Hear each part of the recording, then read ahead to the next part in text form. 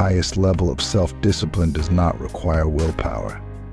In fact, you don't need to consciously persist and exert effort to maintain continuous self-discipline.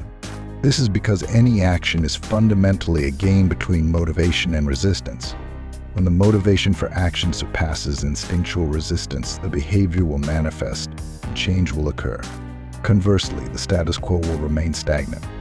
There are usually two reasons why we are reluctant to do something. Either the motivation is too weak or the resistance is too strong. Activities such as studying, thinking, writing, and exercising, what we refer to as self-discipline, are extremely energy-consuming.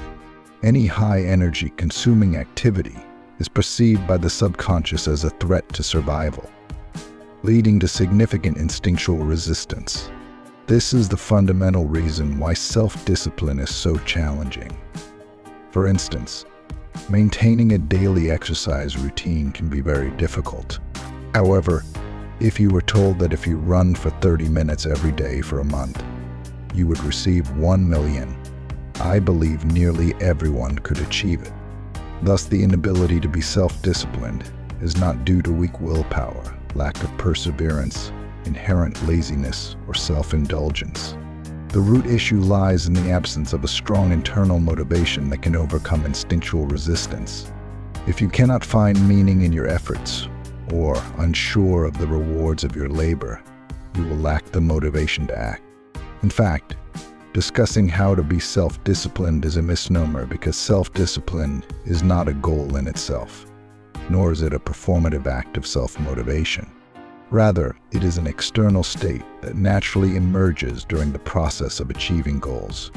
To truly reach this state, the most effective way is to enhance and tap into your inner motivation. How can you gain a continuous source of intrinsic motivation?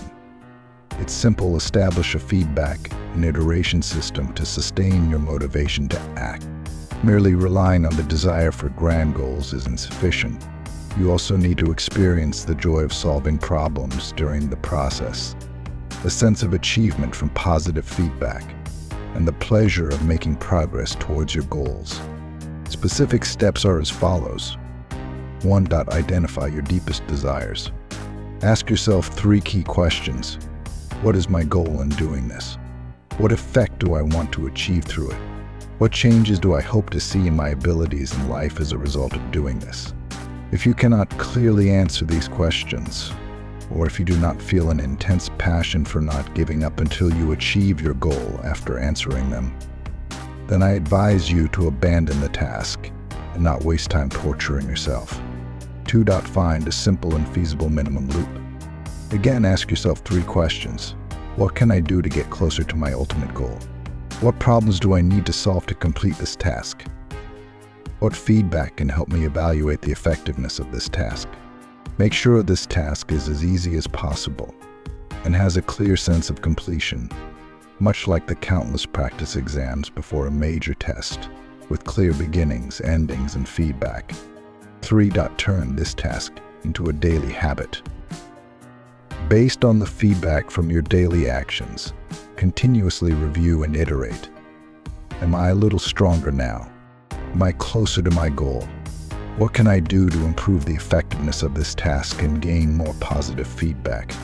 If I want to get closer to my goal, what else can I do? By completing these 3 steps, you will find a clear goal, a strong desire for the process, and the patience to make incremental progress. All great achievements by humanity stem from the accumulation of small changes day by day. True self-discipline is not about pain, endurance, or oppressing instincts. It is the ultimate ambition that is as quiet as water and the obsession to not rest until the goal is achieved. When these 2 elements are combined, it is called belief.